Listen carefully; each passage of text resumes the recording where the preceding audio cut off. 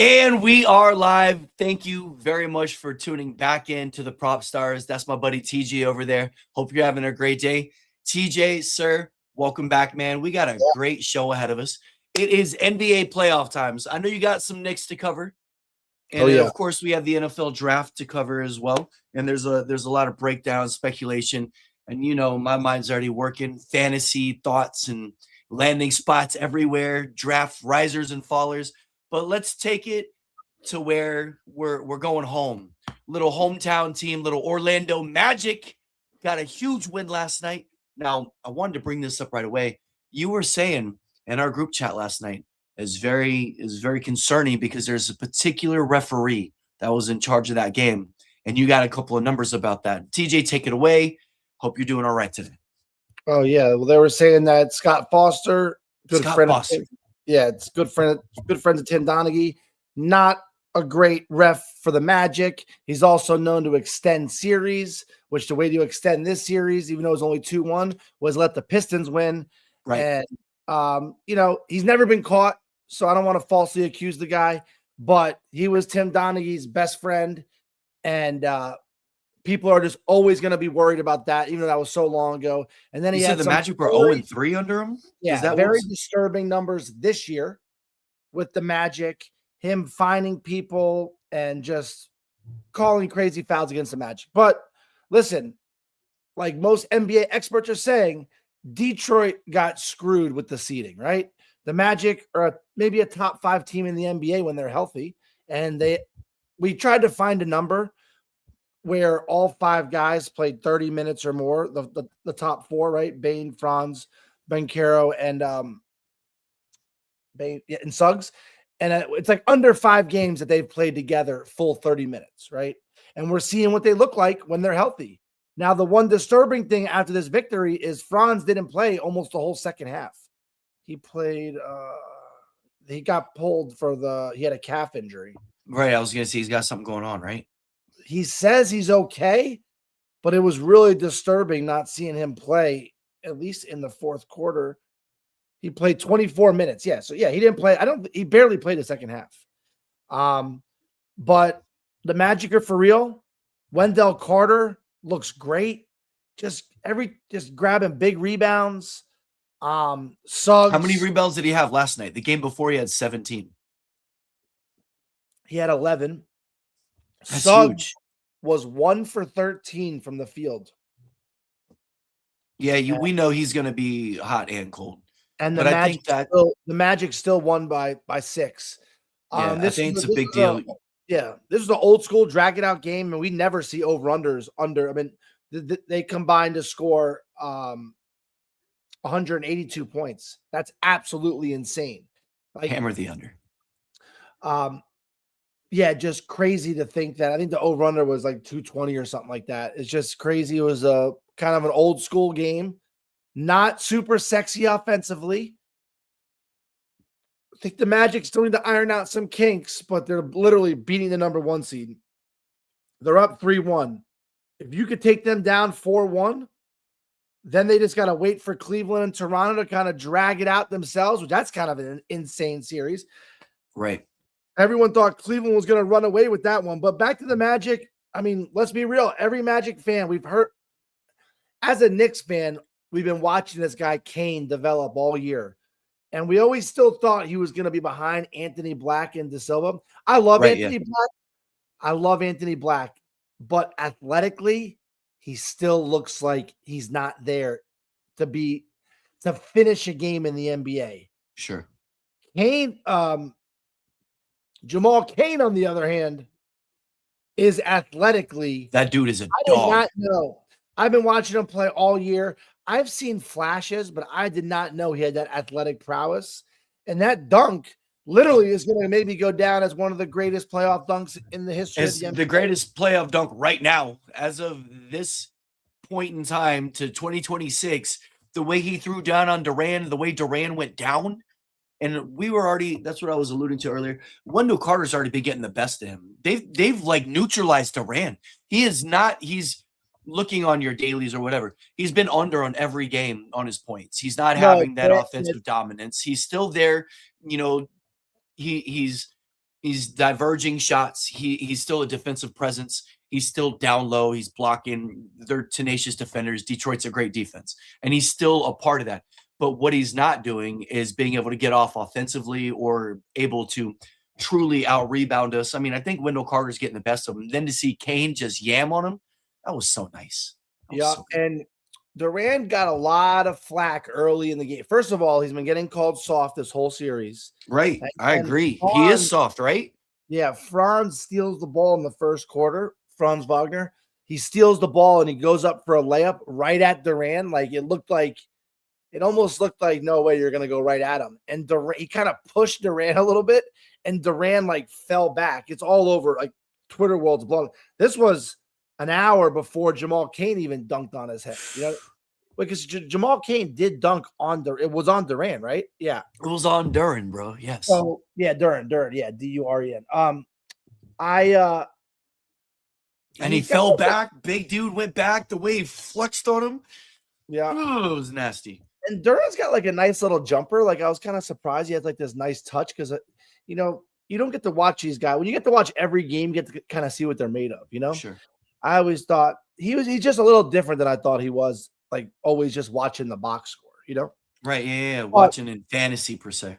We said this, and you know, I wish we could start. I want to start clipping things because when we're wrong, and it's funny to see when you're right, you're right.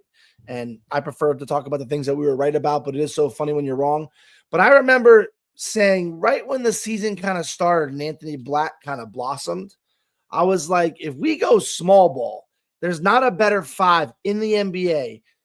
At this time, I was saying the 4 and then Black, right? Right. But the way Wendell Carter plays, he's going to be on the court now because he's got such a great rebounding presence and he could pull the big guy out, right? I feel like he's like blossoming into the player we expected him to be right now. You know what I mean? He was kind of like meddled with injuries earlier.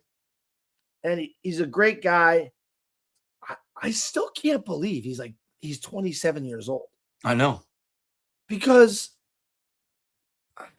I still can't believe it looking at it. And I thought I misread it earlier, but I just want to make sure this is the same one. But he's changed the series because he's playing so strong underneath. He's grabbing these big rebounds. And yeah, he was drafted by the Bulls. Yeah, the Bulls, right? He's a Bull. By the Bulls. Yeah. And the Bulls just kind of let him go because they're like, he's kind of soft. You know, he's a center that can only shoot. But now he's finishing around the rim. He's only 27 years old, and he's literally the guy that's changing this Magic team, I think, a little bit, you know, but I just never imagined the Magic could win a game with Suggs going 1 for 13 from the field. And his shot selection was really bad, too. And with Franz not even playing the 4th. Franz didn't play the 4th. That means that Kane, that means De Silva, that means Black, that means you got these other players coming in, Bitadze. You already know, like, deep, man. They're deep. They just got dudes coming out. Even whenever you got Franz and Suggs not doing good, everybody else is stepping up right now. That's you know how many teams have beaten. I think I looked it up earlier. If the Magic can pull this off, right, and like you said, when we're right, we're right. We called Magic in 6, I believe was our call. I mean, that's what I said. I'm pretty sure. They would be the 7th, 8th seed to beat a 1 seed. And there's a couple of them that go way back to where like they were the 5-game series. The 2 most notables were the Heat. Whenever they did it in 2023, and that was over Milwaukee. And then of course your Knicks over the Heat way back in 99. And those are the only 2 teams to make it to the finals. So it doesn't happen very often. There's obviously some parity going on. Like you said, bad draw for the Pistons, and they're looking at an elimination game going back home, and then Magic get another home game for game 6. So they got to go 3 out. This is kind of funny historically. If you remember the T-Mac team, it was the first year that they changed it from a 5 to a 7-game series. I remember going to one of those games, and the Pistons were down 3-1, and they came back and won. And Chauncey Billups went nuts, rip him. Obviously very different, but this is kind of a little symmetry coming back around in full circle. Here we are with another team with a chance to close out the Pistons. And I think we got a really good chance. Yeah. And like, for example, the Timberwolves Nuggets series is over. There's no way the T-Wolves can win. There's no way. But you think that Jokic? All right, so I had a conversation about this. I wanted to ask you about this. Do you think Jokic should have been suspended for the shenanigans that he pulled with Jaden McDaniels? No. Obviously, the whole thing is it's a blowout game. Everyone's saying you can't guard me, you can't guard me. He takes the ball, lays it up at the other end of the court, and Jokic runs 70 feet, doesn't put his hands on him, but bodies him into the sideline, right? Doesn't put his hands on him. Obviously, everybody else starts getting involved. You got other players that are coming to break it up. It's a bully move by Jokic. Other people like Chris Santos, other conversationalists, right, that we were having, talking about it, saying that he definitely should not have been in that game, that he should have been suspended for that game, and they should be out already, and like the T-Wolves should be moving on. The NBA has been like this since before we've been born. You don't take off the best players on the court. Right, and that's what I was saying, but I also say if he would have put his hands on him, it'd be different, right? Jokic shouldn't punch a guy. You're allowed. This is the playoffs. This is intensity. Now, it wasn't a basketball-related incident. It was just straight personal about disrespect of sportsmanship, right? Yeah, he crossed the line. He did a move that was not a class act, and now they're going to end up losing the series for it. That's like literally they're losing the series because Anthony Edwards and Dante DiVincenzo won't play. Anthony Edwards is the biggest storyline of this. He has a deep hyperextension and bone bruise on his knee. That play looked awful. His knee almost gave way. He's out for this series. Naz Reid was clutching his knee at the end of the game. This series is over. The Nuggets are going to win. The Magic, on the other hand, they do not have this series locked up because we do know what Detroit's capable of. What scares me about Detroit is when they get going, like Cade Cunningham missed a lot of games late this year, and they played arguably better without him. I'm not saying they are better without him. But this Detroit team, we have not seen how good they are. But to me, if I was a Pistons fan, I'd be so concerned. The Magic have not played good defense all year. And you just scored 88 points. They can't shoot. They were I was looking at it. I'm like, man, every time they put up a shot, it looks like they miss. They were 6 for 30 from 3. I mean, 6 for 30, and they're there late. The Magic shot horrible, too, 9 for 35. Well, the last time that we went to Detroit, obviously we won the first game, right? The second game, it was like 46-46 at half. Yeah. And then the third quarter, they steamrolled us. They went on like a 23-3 run. Magic were just out of it. They couldn't hit a shot. And then that game was over. They cut it even to like 7. It didn't matter. There's going to be a moment in this next game. I'm sure that Magic will withstand the flurry. You know what I mean? The early flurry. I could see it being close at half. And then it's all about that third quarter. This last game, the Magic came out and fought in that third quarter. They did not get beat defensively. And I think it's going to have to be a lot of the same. I think they are going to have to hang their hat on their defense on the road. And they're going to have to sit there and get on the floor, fight for every loose ball. They're going to have to contest every shot. You can't give them easy buckets. And that's the only way they're going to have a legitimate chance in this game on the road, I think. Also, Banchero needs to be better. I think that we'll get to that Pickens. Zandy, I want to talk about that Pickens thing. We'll talk about that right now really quick. But Banchero needs to be stronger around the rim, too. Like, every time he goes up, he's getting the ball hit. Went to the line 13 times yesterday. But Banchero was 4 for 18 from 3. 4 for 18 from the field. 0 for 4 from 3. Suggs is 1 for 13 from the field, 1 for 11 from 3. So Banchero and Suggs were 1 for 15 from 3. Yeah. 1 for 15 from 3. You're 2 stars. I mean, there's 4 stars in that team, but 2 out of your 4 stars, 1 for 15 from 3, and you still won the game. Magic are insane. But listen, Zandy, this Pickens thing, it is what it is. I thought Stephen Jones literally said everything perfect. It's public. You got to talk about it. Don't talk about it behind closed doors. Just put it out in the open. And he said Pickens had one of the best years you could ever have. And also, we're paying Pickens $27 million this year. You better show up to work, buddy, right? I don't know if it's 27 million, actually. I think it's 27 million. It's right there. So you got to come to work. We're going to pay you $2.5 million a game. Yeah, $2.5 million a game we're paying you. So you got to show up to work. But also, I can't give you a long-term contract. Why? Because it's a body of work. You've only been here for 1 year. And also, he didn't call Pickens out personally, but we all know what he was saying. Pickens has had some inconsistencies, and you can't pay. And literally, Stephen Jones said this: Dak is the most expensive quarterback in the NFL, right? CeeDee Lamb has one of the biggest wide receiver contracts. You can't just give Pickens that big contract right now. Now, if he does it again, it's, then things change. I don't know what you do then, to be honest. I don't know what you do, to be honest with you. I don't know if you pay him. I don't know, if you pay. I don't know how that works. I don't really know what you do after that. But you can't pay Dak. You can't pay CeeDee. You can't pay Pickens. You pay him for 1 year. That's why this franchise tag the NFL has. This is the perfect situation for it.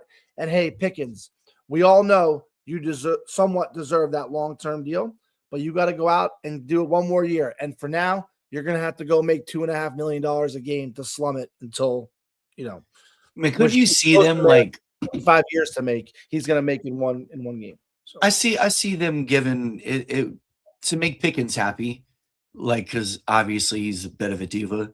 I feel like we're gonna have to throw like 3 to 4 years with a ton of guaranteed money. You know what I mean? If it's like, say we give him, he performs through the first half of the year, right? And it looks like, okay, here we go again. Obviously, the Cowboys are gonna have to sit there and do something for this contract. If you're speaking language where you're guaranteeing $30 million a year, whatnot, and then you give yourself some wiggle room to like restructure on the back end, put a lot of upfront money, and it's only a 4-year contract, not a 5 or a 6. I think there can be something that can be done. And because it's guaranteed money, I think it makes Pickens happy. And I think that's why the NFL is using this as that tool to leverage. You're going to see less years, more guaranteed money, right? yeah, I think the Cowboys are one of the best teams in the NFL last year. I truly believe that, and they just got really some weird games. But if they have the same year they do this year, which I would be shocked if they do, I think they win 11, 12 games this year. But if they don't make the playoffs again and Pickens has another huge year, is Stephen Jones almost just like, hey, we didn't give up that much for him, but this is not the winning recipe, right? This is not like we saw the Bengals do it, and they have not flourished yet. They had that Super Bowl appearance, but that was and they also got robbed by the refs one game as well. So I mean, it could have been 2 Super Bowl appearances. They were very close to making it to 2. But we don't know if this recipe works now that they're all paid, right? Because once you're paying all of them, now you can't put as much money into the defense. So, yeah, but then we saw them go and address that. Now we're going to see what they look like with a bit more of a defense. Because right. you imagine telling your team, like the Cowboys or the Bengals, like, look, guys, we don't need you to go out there and to be the best defense. We just need you to be average, because you were fucking the worst defense in the league last year. If we're arguably the worst, we're just asking you to be average, right? Yeah. And that's a big step up to be middle of the pack from being bottom of the pack. And we'll see what we can do. Cowboys are in the same boat, man. We got it. And that's what we did. We addressed our defense in the draft, obviously. On record, we got Downs, we got Lawrence, we got other linebackers. Like, that's what the Cowboys did. 5 out of our 7 players are defensive oriented. That's what. Did you hear Nick Saban had a hot? Did you hear he had a hot mic, or no? Did you hear about this? No. When the Cowboys drafted, it was the UCF kid, right? Yeah, Malachi Lawrence. Yeah, and Saban's like, "Wow, that's a reach," and he didn't know his mic was on. So then he obviously someone tells him his mic is on, and he was like, "Hey, this is a good pick. He was one of my sleeper picks." And I think Saban was being kind of genuine there, like, this is a reach for the first round. But I think Saban was like, I think it would have been an amazing second round pick, but that's a reach in the first round. Being, a UCF alum and all that stuff, I've watched him play a little bit, and but he's always like the leader of that defense. But I was surprised to hear his name called in the first round. And we traded down, and from what I hear, he's one of the guys going to go Bain. You were going Bain, but right? Then Caleb Downs fell to you guys. You never exactly. And so we took Downs, and we ended up getting another guy that was on our list. And I mean, hey, no matter what, you're going to sit there and we're gonna all sit there, we're gonna make justifications to go up or to go down. But Yeah. in the draft, you still got to get the guys that you need or that the guys that you want, and you got to go get them. And if we Yeah. wanted them, we weren't getting them anywhere else down. And our picks were a little bit wonky, after the first round because we had like 0 in the third and a couple in the fourth, blah blah blah. So yeah, we went and got our guy that we wanted because we only had a few picks early. It's what we Yeah. needed. I'm okay with it. And whatever Nick Saban, he can say that's a reach or whatnot. If this guy comes out and puts up 12 sacks, 14 sacks, nobody's going to be talking that he's a reach. He's going to be a rookie standout. Oh yeah, I mean, I'd be shocked if he's double digit, but yeah, it's just tricky. You never know. Every time you go back every year in the drafts, you just look and it's like there's great players getting drafted in the third round, and there's people in the first round that should have never been drafted. Now, what I hope this isn't a Taco Charlton over TJ Watt moment where we went and grabbed the absolute wrong dude when the guy was there. But I don't think so because we went and got Caleb Downs. So this already makes everything different because he's our second pick. I just thought it was interesting that Saban said it's a reach. The Giants, I think, made 2 really good picks for the simple fact that Arvell Reese was projected to not be there. And I got you pulled up right Francis Maui was not supposed. I'm just calling him Maui because I don't want to keep up. Yeah. But he's a homer for you, right? From Miami. He's a beast. Yeah, OT. He's a Miami Hurricane. And the thing I love, me and my dad were talking about this. So they think that Maui fell because he has not lower back issues, but there's something going on with his lower back. I think that could be a problem later, right? So he fell. He was projected top 5 for the last 3 months. Kuiper had him on the top 5 board. And then like a week before the draft, he dropped to like 6th or 7th. We got and then everybody thought you were going downs, right? Everybody thought you were going downs. And I think that the Giants made almost like a pact that we're not going to go both sides of the ball with both picks. So once they went Arvell Reese, they were going to go offense, right? And once the receivers got taken off the board, they were just going to do this. But the big thing is that Maui fell because they said he had back issues, right? But guess who just took over for the Giants, like head medical, the guy that like runs the medical team now? It's the old Miami Hurricanes team doctor. So who knows now? He worked with them. So if he's giving them, if he's signing off on picking them at 10, I think that was a little bit of like maybe a smokescreen that screwed Maui over, but helped the Giants, right? Sure. That he dropped because of these back issues. And then boom, we have the team doctor from the Miami Hurricanes now, and he approves. And Gene says they're moving him to guard, which, I mean, they're not moving him anywhere yet because he doesn't have a position. But yeah, at first they were saying right tackle, but hey, give me that power up the middle where you have a Scatterbo or Tyrone Tracy that could just, pop one. And I'm not even going to bring race into it, but I love having a Samoan instead of like a big white dude or something, right? Because it's like Samoans are just, there's a mentality in your DNA that's just a little different. Like, I'm not trying to put down our own race, but I could see like, a big luggy white guy hurts his knee and like, hey, I have leg issues. I'm crying like a schoolgirl over here. But if I was Samoan, I would be fighting through this injury and would be. And then you saw his interview, right? You saw his interview. Like, sure. I just want to, I'm going to kill for Jackson, whatever he said. I'm going to do something for Jackson. And it was just, it's all about, that's the kind of mentality you need in that spot. Like, and I don't know. I just love the whole Samoan culture when it comes to I saw this amazing 30 for 30, and it was talking about Palomalu and all the other Samoans that come from, from the island. And bro, what makes them so different when they play football, like at the basic levels in high school and whatnot, and they're playing their Pop Warner, their fingers and their hands, and they tackle on the rocks.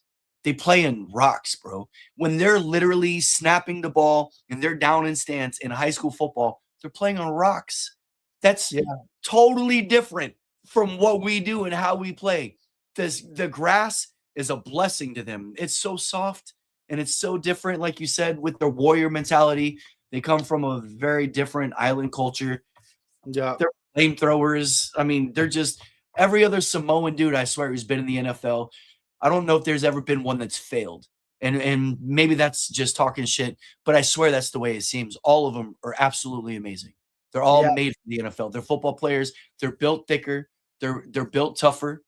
Their DNA and genes are just they're amazing people, bro. They really are. Jeremiah Love. That's who you want, bro. It's awesome. Oh yeah, I agree. I'm excited for both. I think they both kind of fell in our laps. Arvell Reese, it's kind of weird. I'm like hearing more negatives about him than positives, and it's kind of interesting to see because he was like a top 3 pick no matter what, and now a couple people passed on him because I think he's young and he's a little bit more of a, I don't want to say a project because it's scary to use that word project as a top 5 pick, but I think the Giants confused a little bit, right? Because we have Abdul Carter and Burns, and those are our 2 edge rushers. We lost Dexter Lawrence. We have Kayvon Thibodeau, which I love Thibodeau as like a third, our 4th maybe best lineman, 3rd or 4th best lineman. Right. But I could see the Giants in big games on a 3rd and 12. Imagine a 3rd and 12 in the 4th quarter, and you're the Cowboys, and you guys need 4 points, right? You're down 24-20, and you have Abdul Carter, who finished the season maybe strong, maybe as a top 5 defensive end, Burns, and Arvell Reese just coming at you like speed rushing, right? I think that's kind of how Harbaugh and the Giants envision it. And he's 20 years old, which I know doesn't hold as much weight as it used to because we like guys go in the NFL a little earlier now. But he's 20. He's just so fast, sideline to sideline. You'll have him for the next 4 to 5 years before you re-sign him. Just watch him develop and grow. Yeah. It's a little scary though, hearing some people talk. They're like, "Oh, he won't be a starter right away," and I'm like, "Ooh, like he's an edge rusher." Like now they do say they think sometimes in the interview, all he said was play fast and play strong, right? But I guess he was saying that mainly because some scouts have said he doesn't always react as fast as he should. He's not a pure edge rusher, Gene, you're right, but they say his downfall is sometimes like off the ball. He doesn't react as fast as he should, but his speed just always got him there. But you're 20 years old. How are you supposed to be that? You know what I mean? Like he has so much room to grow. His body is like freakish in nature. But honestly, the one thing I think the big storyline, and it's not getting talked about enough, is this Ty Simpson thing to the Rams. I was about to ask you, what do you think about Ty Simpson taking over the reins in LA? So this is like the most wild story that I've heard. And it's not 100% confirmed, but it's 99% confirmed from a source that is like so tapped in to the not Gene's 95% source that the Giants are getting Caleb Downs. We're not talking that kind of 95% confirmed source, right? Yeah. And I heard he does listen to the show. Hey, thank you for supporting us. You know, the little old us in the corner over there. But yeah, the 95% was wrong. But so everyone saw McVay after they drafted Ty Simpson, right? In the press conference, McVay was obviously disgruntled and not happy, it appeared, right? Because they thought we're one player away from going to the Super Bowl. Right. Why are we drafting somebody? Right, and for the future. We all kind of agree that McVay and Stafford are not going to be with the Rams long term. Stafford, we know because he's older. But McVay contemplated retirement 2 years ago. Right. You know what I mean? I think McVay has other aspirations than just being a head football coach. He's aging out rather quick. His like you can't take it away, bro. Those wrinkles don't lie, bro. That guy is stressed. Yeah, and I think he's stressed because he cares, but he looks great. Like the guy is jacked. No, he is absolutely. And like, but it just McVay contemplated retirement. So if you're contemplating retirement at that age, obviously there's other things you want to do. So McVay is pissed in the press conference. He looks really mad. So then Ty Simpson comes out on an interview yesterday and said, or 2 days ago now, and says, I knew they were taking me at 13. And we just had to keep it under wraps. It was a very tight circle. But if I did slip to 13, the Rams told me I was going to take him. Now the Rams are livid that Ty Simpson said that. Do you see what I'm trying to say? Yeah, of course. Because McVay was acting mad in the press conference because Stafford is contemplating retirement also. He said it'd be back, but Now Stafford's like, wait a minute, you're drafting my backup in the first round when we're almost at the Super Bowl. So McVay had to lie on national television and act like he was mad when he knew he was getting Simpson right away, which is a weird story if McVay is going to be retiring in a year or two. But why are you 100%. why are you getting the 13th pick when you're literally one player away from going to a Super Bowl? If you're Matt Stafford, you are fucking pissed, right? Yeah. That you're going your backup. You understand that life goes on without you. But we all know Stafford was contemplating retirement, but he came back pretty quickly. But can we all agree Stafford was, had maybe one of his best years ever? And can we also agree that maybe he's 2 or 3 years away from retirement, if that's possible? You think about it, if they would have added Ruben Bain to their defense. Can you imagine what the other defensive end? Why can't I remember his name right now? But Jared Verse. Exactly. Having those two guys, Stafford, Jared Verse and Bain, this is why Stafford's looking at the draft board like us. He's like, we could have had him. We could have had him. We could have had him. They got offensive linemen, DTs. They got, I'm not saying you needed Mekhi Lemon. You could have took Mekhi Lemon and add him in there. And that would have spoiled the Eagles' plans. You get another offensive weapon to go along with the uncoverable Puka and Adams and Kyron. There's so many angles they could have gone. Instead, they go Ty Simpson, where the last Alabama quarterback, I guess the only one is what Hurts. You know what I mean? And then Tua struggling, yada yada. Right. And these are the guys. Man, that's tough. I wonder what Matt Stafford's real candid thoughts are. I would love to fly on the wall. Remember, Aaron Rodgers was very public. He was like, we were literally lost in the NFC Championship game, and now we have a first pick, and you're drafting my backup. And also, it's one thing if the quarterback well was kind of dry, but look at all the quarterbacks coming in next year that are supposedly first round grades. No need to go and grab a Ty Simpson. You're going to be injecting Matt Stafford's back about 4 or 5 times this year. Let the dude go through, play, finish it out, and then ride off if he wins, and then you go draft your quarterback. And most experts are saying he's not going to beat out Stetson Bennett for the backup. Sure. So you're literally it's one thing if you're like, oh well, Stetson Bennett is going. He's age 29.7 or something. Dude's about to be. He's been and he battled some I think I'm gonna say we talked about it last year. He's a little rehab. I think that I've watched that guy play enough. I guarantee he's a top. He won 2 ships. He's obviously got a championship pedigree. Now the other surprising thing was the Steelers were on the phone with Mekhi Lemon, right? Yes. And I just want to make sure I get this right before the Steelers, Omar Khan was on the phone with him before he got the call, right? Is what it was. And he was like, and the only reason why the Steelers called him was because they were like, there's no way Dallas is going to let the Eagles, you're not going to make a trade inside your so they just automatically assumed that we all know Dallas was not going to go receiver, right? So they just got on the ball and we're making the call to kind of get the ball rolling. And then he tells Omar Khan, hey, the Eagles are calling me right now. Did you hear the angle of this? So one of the dudes that was friends that came over, I'm pretty sure he's a Cowboy. He had friends over in Philly, right? Okay. Or not in Philly with, God, it's all jumping in my head. For the other team, Pittsburgh. He had a friend over in Pittsburgh. Okay. And he was literally saying, hey, the Steelers want Mekhi Lemon. They called the Eagles and said, he wants Lemon. What are you going to do for us?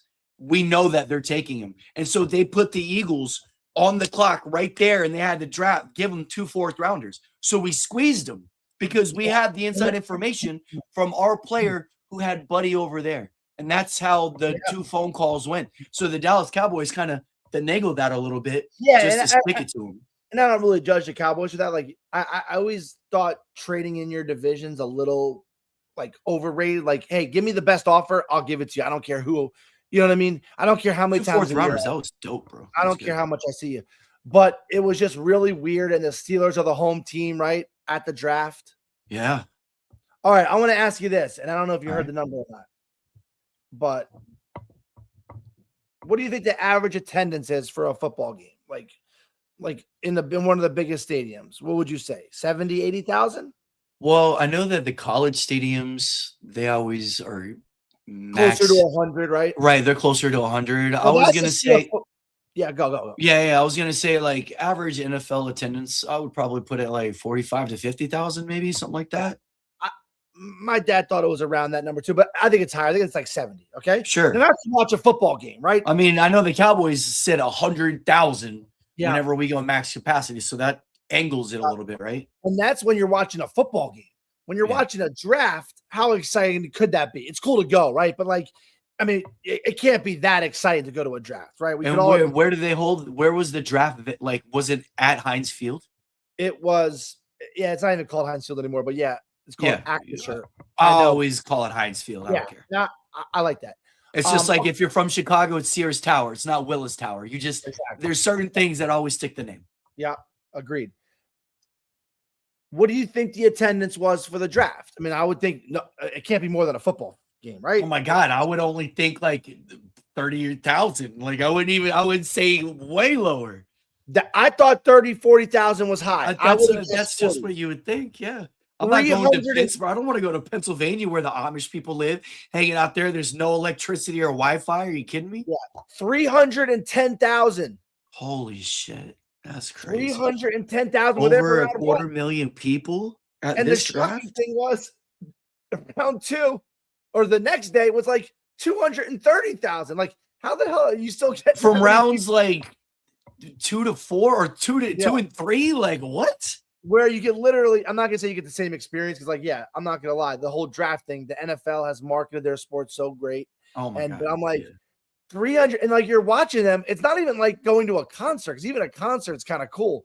You're just Yeah. like way back watching Roger Goodell or some fan say a name, and like.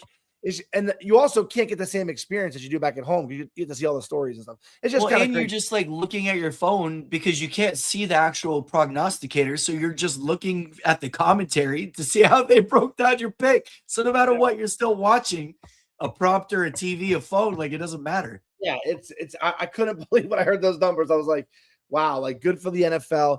They have cornered the market. Yeah. So Mekhi Lemon. What do you think's better? What do you think's better watching?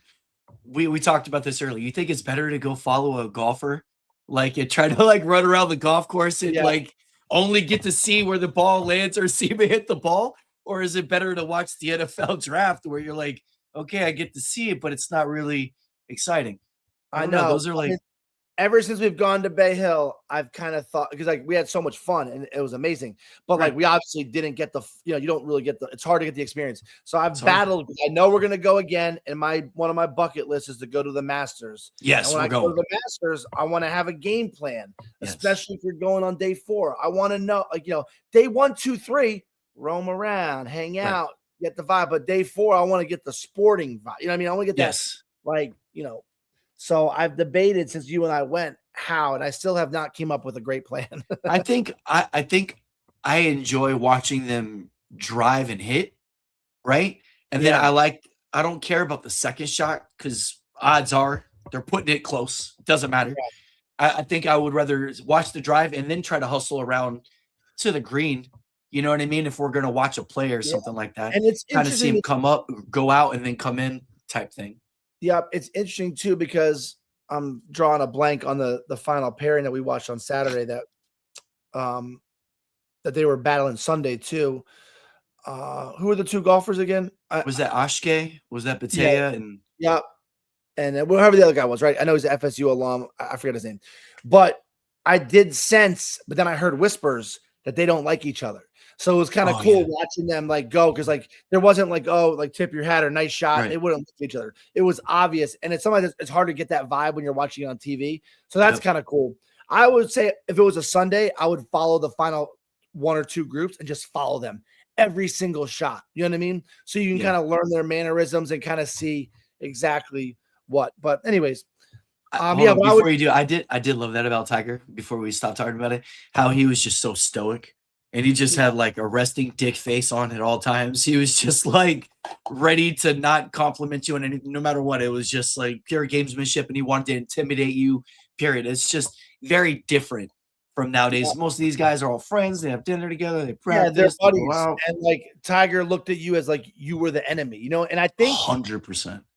I do see Rory do that a little bit too. Like Rory, like I remember DeChambeau not complain, but they go, "Hey, did you and Rory talk in the final pairing when you were in the Masters?" He's like, "We didn't." He didn't say one word to me, and I was like, it was almost like DeChambeau.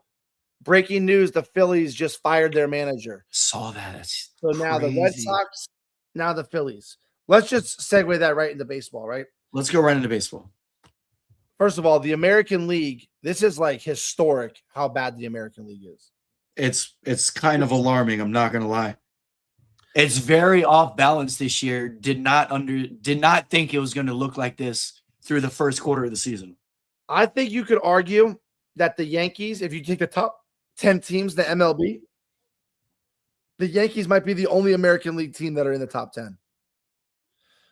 Let's do Tampa's overproducing. Tampa's right there. Yeah. Okay, you got. Let's just do it kind of in order. Atlanta, Dodgers, Reds, Cubs, Padres. I mean, this is crazy. Like, look, in the NL Central, everybody has a winning record. Yeah. Everyone. And then, like, yeah. We knew the Pirates were going to be up. We knew that. I did not expect the Cardinals to be right here, like outperforming the Brewers, who were obviously so gifted last year. There are 4 teams in the American League that are over 500.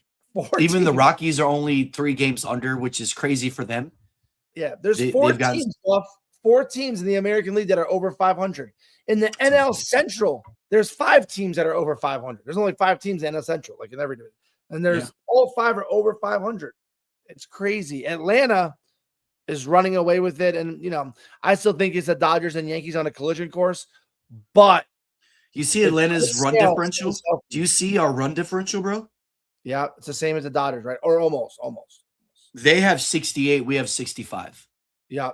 And the Dodgers the Dodgers were down 4-2 going into the bottom of the 9th yesterday. And bro, Judge hit another home run yesterday. Jazz Chisholm's getting hot. And I think the Yankees will go. I'm hoping Garrett Cole comes back healthy. We got Strider, who just pitched a great rehab performance. We get Strider back this weekend, they say. That should be interesting if he can come back to form. But yeah, that there is no I'm not being overconfident, or because we all know it's sports, anything can happen.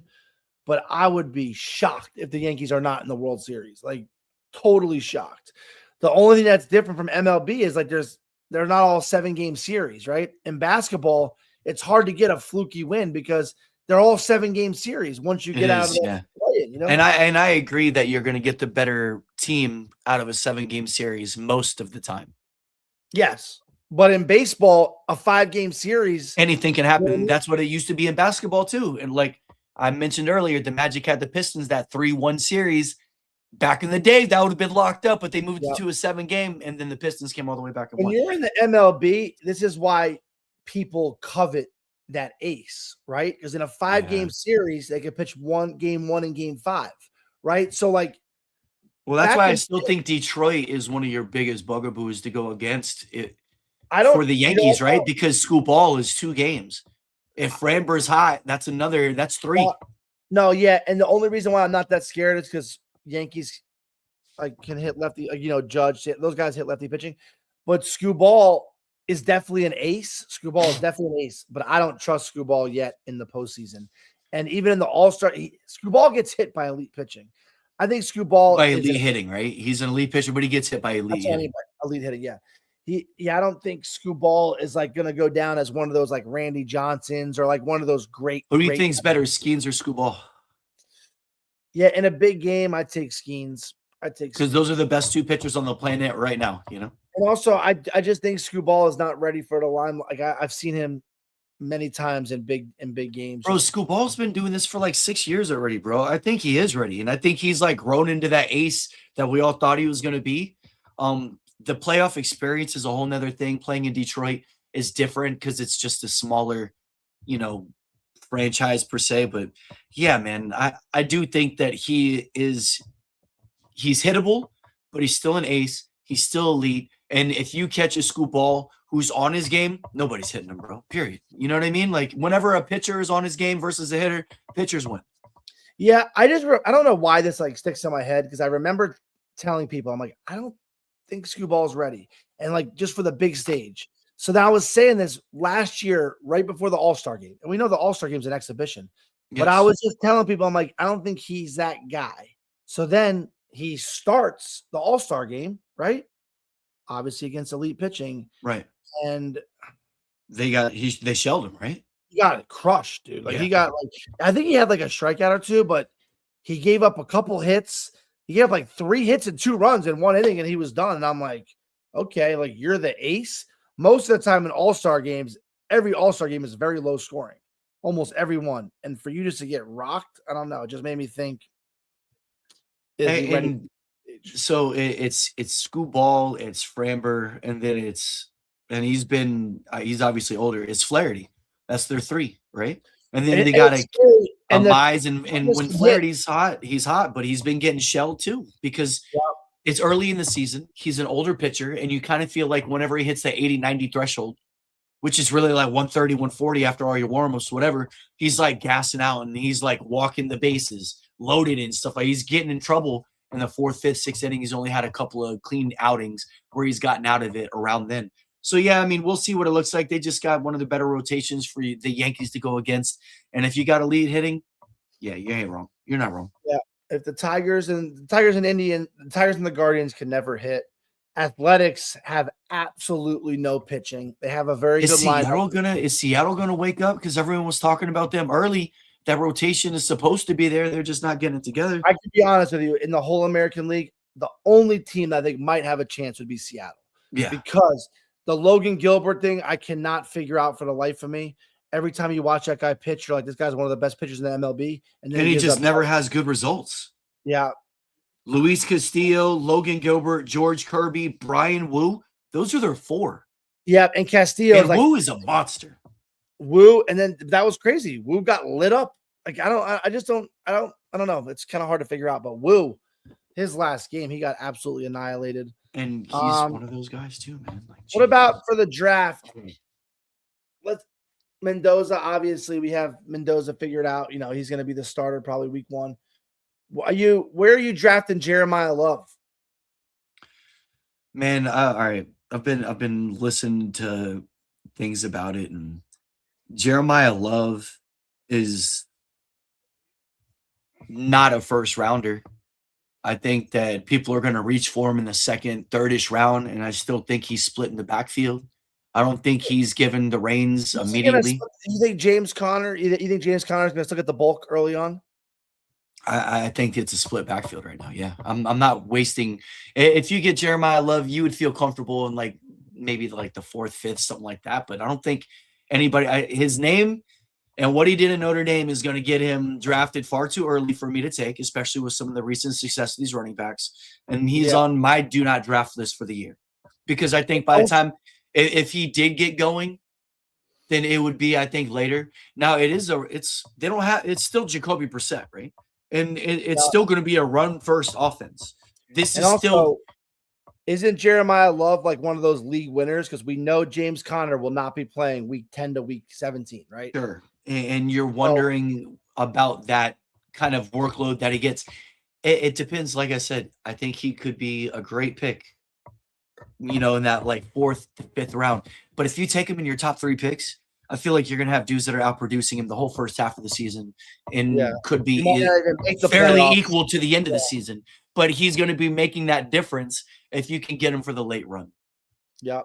And then also, I thought it was weird too that James Conner announced one of the picks for Arizona.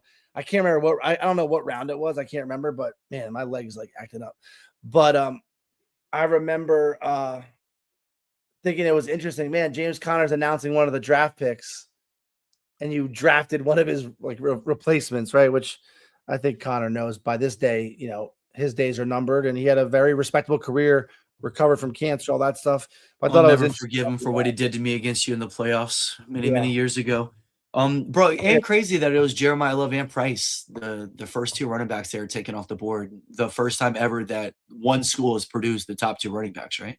I know. Notre Dame. That was a weird little That was caveat. weird Just when I to saw the top two running backs in like Kuiper's board. I know they're both from there. I'm like, it's like one of those things where you're almost like when you see Ohio State and all those guys get drafted, and you're just like, man, you couldn't win a national championship with like literally every guy on your roster was pretty much an NFL player. But and then of course, who goes and grabs Price? The Seahawks.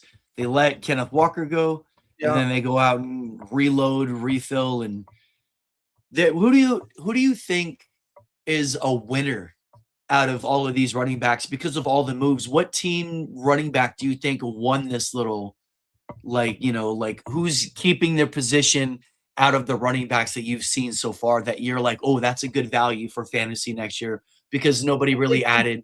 Yeah, like we all know Kenneth Walker is going to be drafted so high, so we can't say him. I think ETN, right?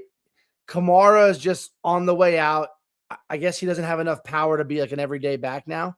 And with the weapons the Saints have, ETN's going to have space. He's going to be playing, indoors. He's explosive. I think ETN's like a dome kind of running back.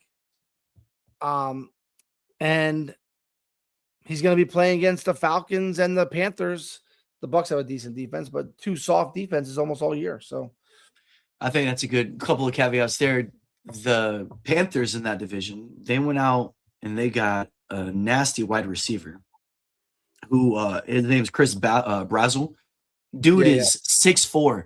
So now they got Jalen Coker, Brazzell, and Tet McMillan. And they're the biggest receiving core in the league right now. They're big. And they got dudes that are stretching the field. That's nasty, just saying. And then as you were saying about the running back, you think it's Etienne. I think it's kind of funny how it's related. I think it might be Bishal Tutton or Tootin. I think that there's that whole, he was supposed to be the dude last year. Yeah, and you have that dude that the Jags head coach really like believes in him because he was out rushing Etienne. He was getting more carries than Etienne sometimes. Right. And then and it wasn't even supposed to be Etienne, it was supposed to be the other guy. And then it turned out to be Etienne. And then now that he's gone, now it should be Tutton or Tootin. So I'm like, man, if Bishal Tootin does come out, he has a real opportunity. And the Jags, we've already looked at him. There's a really good chance they can replicate success with what they got going on in that division. So he could be a very sneaky pick. I like Etienne and I like Tootin right there. And they're both from the Jags. A couple of sleeper running backs for people right there. No, yeah, for sure. Well, I know you're sciatic. I see you leaning around. You got any other takes from this draft? Any other caveats or anything, bro? No, I'm excited for the Knicks game tonight. I think the Knicks handle their business. The Hawks were feisty. We knew this series would not be easy. Oh, you're going 7, right? Does it look like 7, or are you going to do it in 6? Can you finish them? It's 2-2. We're going back to New York. We got, you got to put them out in 6, dude. You can't let it go 7. You guys got to show that in game 6. But I thought it was very important in game 4 that we just handle business and beat them by 20, Who's your X factor tonight that's going to play big? Is it OG? Yeah. Okay, my one wish. Or is it Hart? My one wish is that the ball doesn't get too sticky with Brunson late because we just can't close out teams late because Brunson just isn't athletic enough to like get past anybody or get easy buckets. Every bucket he. Can I ask you one thing before we leave? When it came down to Jalen Brunson off the ball, yeah, when it came down to Jalen Brunson in the play against Atlanta when you guys lost, Jalen Brunson comes down bottom right of the hoop. They collapse on him, and everybody in the whole arena thought he was shooting. And instead, he does a pump fake to where he gets the guy in the air. He just makes a really bad sloppy pass, expecting Hart to kind of back out of the zone. Like it was like a pass where he thought he was going to back up to give him space. Hart was crashing in and cutting, so he misses it. Was that a miscommunication? Was that the mistake? Was that just Jalen Brunson getting nervous? Like, this is what you were talking about with Jalen Brunson, and then that happened. I thought that was just one of those moments that was a little bit prophetic. You were nervous about him having to make those choices. Yeah, I just don't, and I think it's definitely not nerves with Brunson because if he gets a clean shot off, it usually goes in. It's just athletically, it's very hard for him late to get past anybody. You know what I mean? Like when the defense Because he intensity, did not get past him. They collapsed on him. He was cut off, and then he just made a really bad pass. yeah. Turns the ball over, blah, blah, blah. But I think, like, to answer your question back with Bridges, I think it's Bridges or OG. Those guys got to get going, and we got to just do what we do best, and that's have 5 guys on the court that are always moving, always touching the ball. We've been talking about this a lot, but, you know, obviously the turnovers would be higher if you're constantly moving the ball around, but it's way better than just watching ISO all day. But we gotta head out. All right, man. Well, one love. Thank you, everybody, tuning in to Prop Stars. Like and subscribe. Get us out there. We'll see you next Tuesday. We'll be talking, chopping it up. Peace. Thank you, TJ. Thank you, Gene. Have a good day, y'all.